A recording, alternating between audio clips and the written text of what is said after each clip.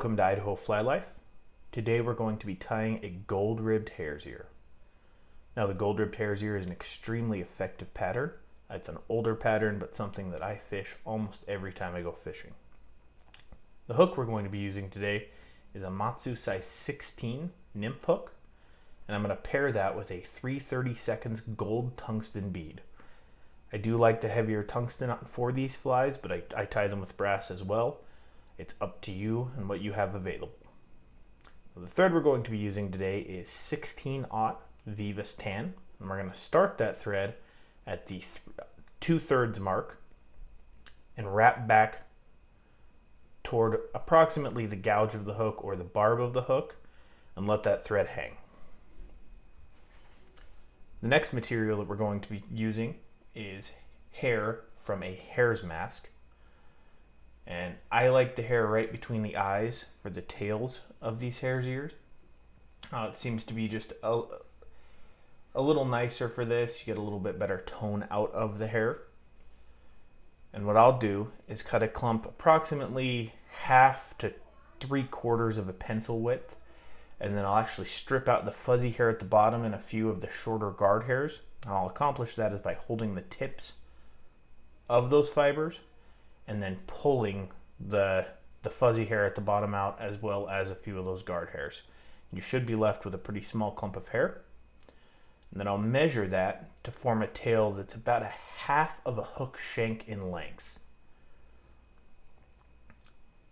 Now I'll lift the butt ends up, clip the butt ends, and then I'll wrap back over. I'm clipping those butt ends at about that 2/3 mark as well. I like to build the body up with the butt ends of the hare's mask.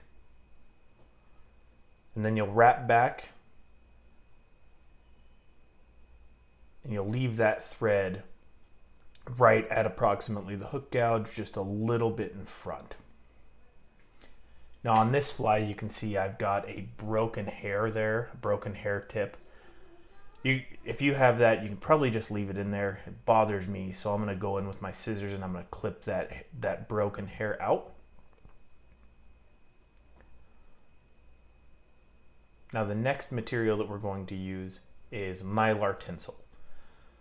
And this is a size 16 or 18 Mylar tinsel, and it's made by Danville. Now one side of this tinsel is going to be silver, the other side is going to be gold. So when you do tie this in, make sure that you're tying it in silver side up. So when you go to make your first wrap, the gold side is correctly facing the right direction.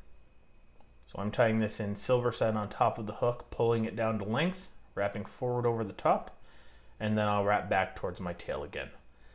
Again, leaving that thread approximately at the hook gouge, maybe just a little bit in front. The next material is going to be our dubbing. And I'm going to be using some hairline, dark hare's ear dubbing.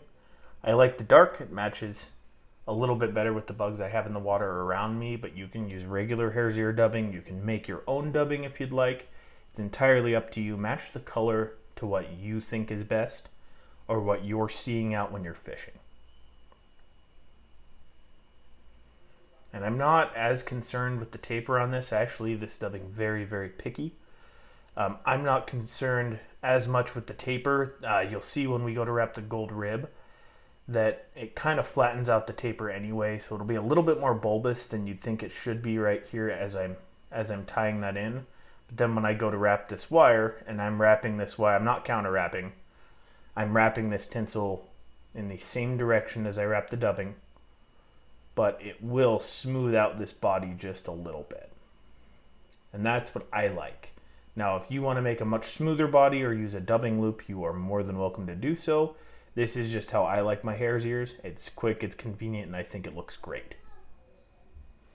So you'll wrap that forward. I've got 4 wraps in there. Only 3 of those wraps are going to show on the finished hare's ear. And you'll tie that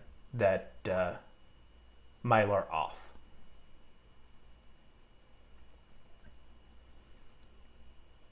Now the next material that we're going to use is pheasant tail.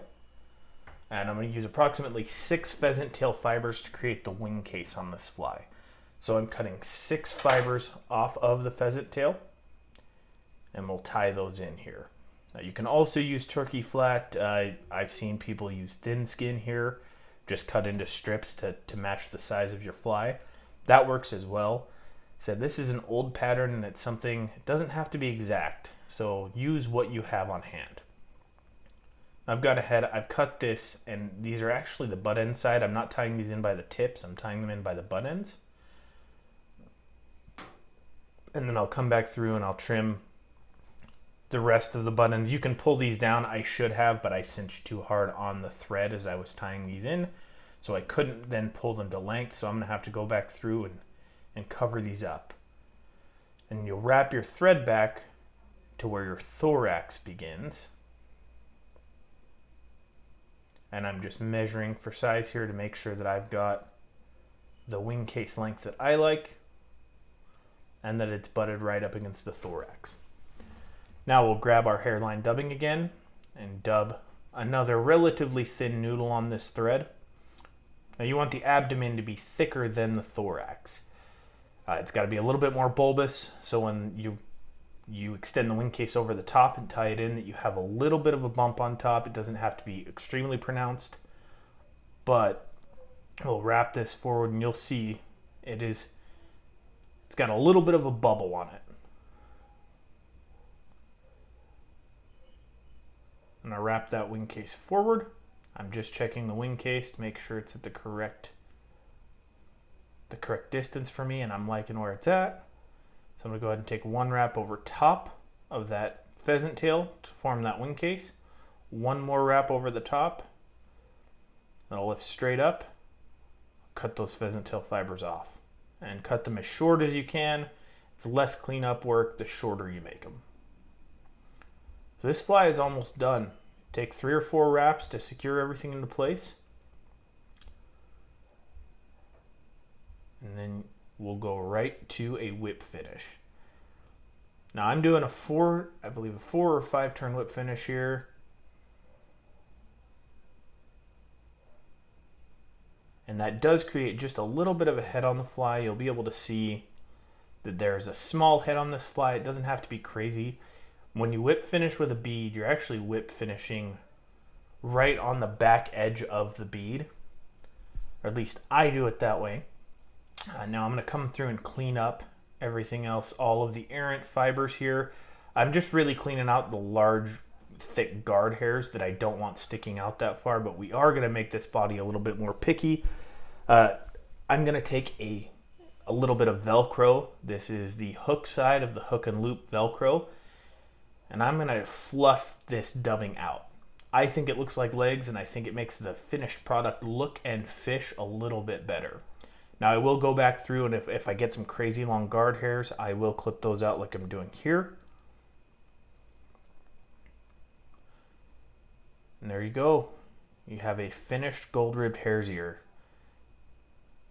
Now again, this is an extremely effective pattern. You saw in the last video, I mean, I caught almost all of my fish on this gold-ribbed hare's ear.